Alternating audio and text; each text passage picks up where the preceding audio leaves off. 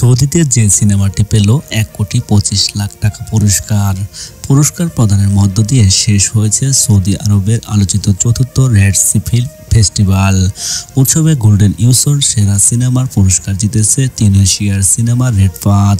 এটি পরিচালনা করেছেন লুৎফি আজর। সেরা এই সিনেমাটি পাচ্ছে $1,00,000 পুরস্কার, যা টাকার অঙ্কে 1,25,00,000 টাকা। কি আছে এই রেড সি উৎসবের সেরা সিনেমায়? তিউনিসিয়ার প্রত্যন্ত অঞ্চলের রহস্যময় একটি গল্প সিনেমায় তুলে ধরা হয়েছে। গ্রামের দুই কিশোর পাহাড়ে মেষ চড়াতে যায়। সেখানে দুই কিশোর নানা গল্পে হাসি ঠাট্টায় প্রতিদিনের মতো মেতে ওঠে। এর মধ্যে হঠাৎ করে তাদের উপর একদল লোক আক্রমণ করে।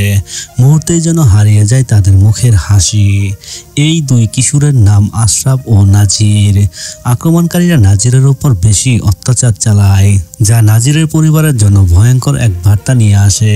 সিনেমাটি এর আগে লুকার্নো চলচ্চিত্র উৎসবে মূল শাখায় প্রতিযোগিতা করে। এর আগে ভ্যানকুভার ফিল্ম ফেস্টিভ্যালে অডিয়েন্স অ্যাওয়ার্ডে জিতেছিল। সৌদির সিনেমার উপর কখনো নিষেধাজ্ঞা চলছিল। সেই সময়ের বাধার মধ্যে 2016 সালে তৈরি করা হয় মাই ড্রাইভার অ্যান্ড আই সিনেমাটি। দীর্ঘ 8 বছর পরে সেই সিনেমা এবারের আয়োজনে প্রিমিয়ার হয়। পরে বিচারকদের রায়েও বাজিমাত করেছে।